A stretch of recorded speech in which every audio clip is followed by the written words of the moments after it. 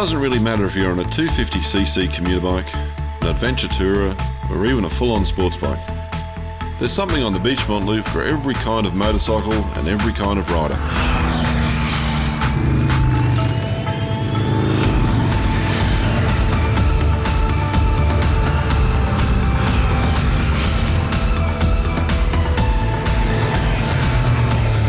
I think it might have been the first Saturday morning.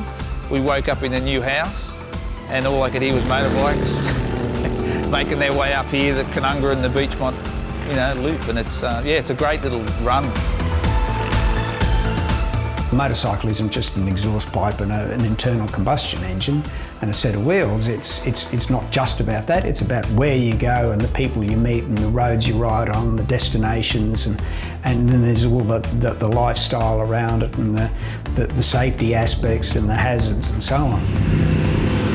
There's one section I know they're actually fixing the road, but it's quite good because it's bumpy and I know where the bumps are now and I know how to avoid them, or at least how to handle the bike as it bucks and weaves around it.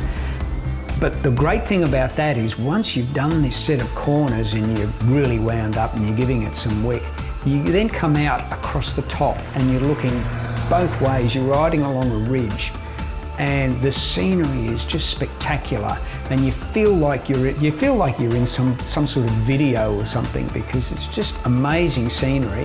You're all pumped because you had a coffee at cafe just before you came, and now you're extra pumped because you've just done this hard bit of road and you've been bumped around, and then you've got this lovely cool section.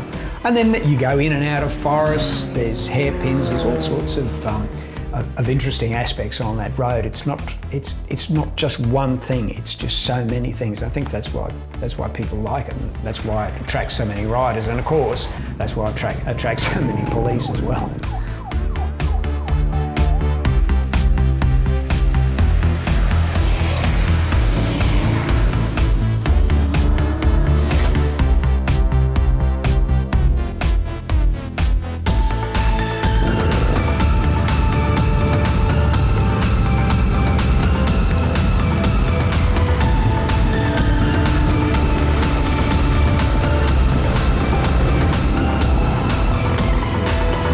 Definitely a destination for a lot of the motorbike riders, as you can hear in the background.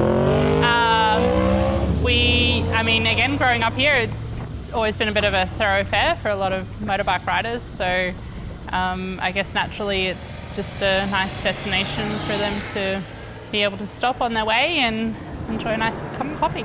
My name is Gemma, and my husband in there is cooking away. His name is AJ. And we own this cafe, which is Flying Bean Cafe, and we've been here for just over 3 years now.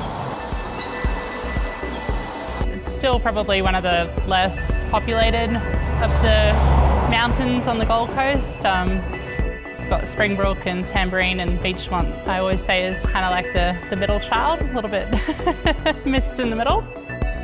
There's not many other places where you can sit here and watch the paragliding and look down the valley and see Mount Warning. So we're very, very, very lucky to be in this part of the world, and I'm very fortunate to have grown up here and still be here.